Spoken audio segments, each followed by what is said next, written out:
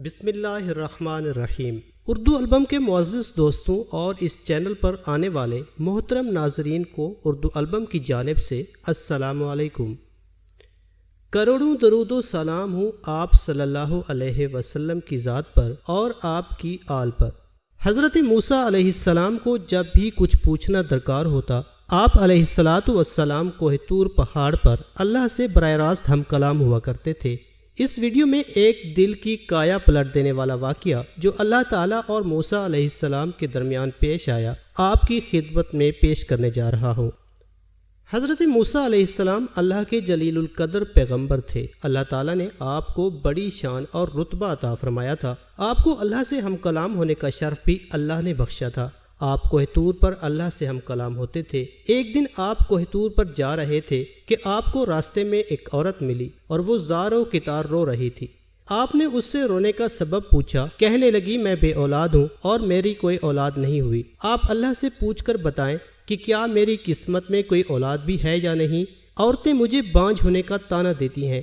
حضرت موسیٰ علیہ السلام نے طور پر جا کر اللہ سے اس عورت کے بارے میں پوچھا۔ اللہ پاک نے فرمایا کہ اس کی قسمت میں کوئی اولاد نہیں ہے۔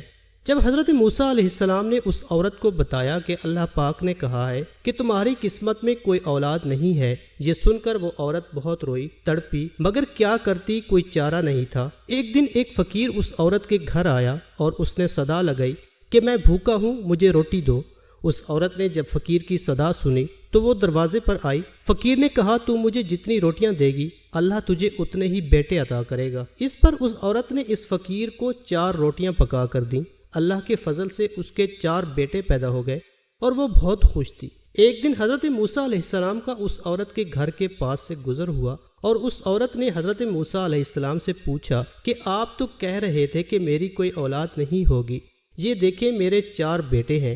حضرت موسیٰ کو بڑا تعجب ہوا اور حضرت موسیٰ طور پر گئے اور اللہ سے سوال کیا کہ یا اللہ، آپ نے تو کہا تھا کہ اس عورت کے ہاں کوئی اولاد نہیں ہوگی، مگر اس کے تو 4 بیٹے ہیں، یہ کیا معاملہ ہے؟ اللہ پاک نے موسیٰ کو ایک پلیٹ اور ایک چھری دی اور کہا، اے موسیٰ، ہم تمہارے سوالوں کا جواب بھی دیں گے، مگر پہلے تم اس پلیٹ میں ہمیں انسانی گوشت لا کر دو۔ حضرت موسیٰ نے پلیٹ اور چھری لی اور بستی کی طرف آ گئے۔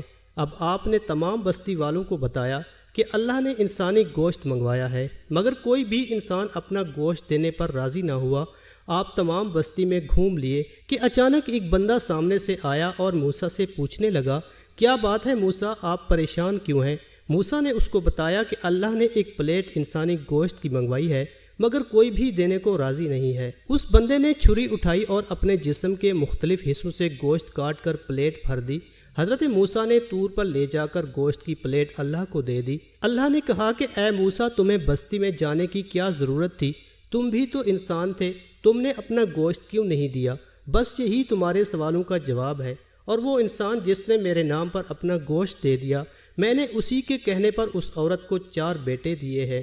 اے موسیٰ، جب کوئی میری راہ میں اپنا سب کچھ لوٹا دے تو میں اس کے کہنے پر اپنا لکھا ہوا فیصلہ بھی بدل دیتا ہوں۔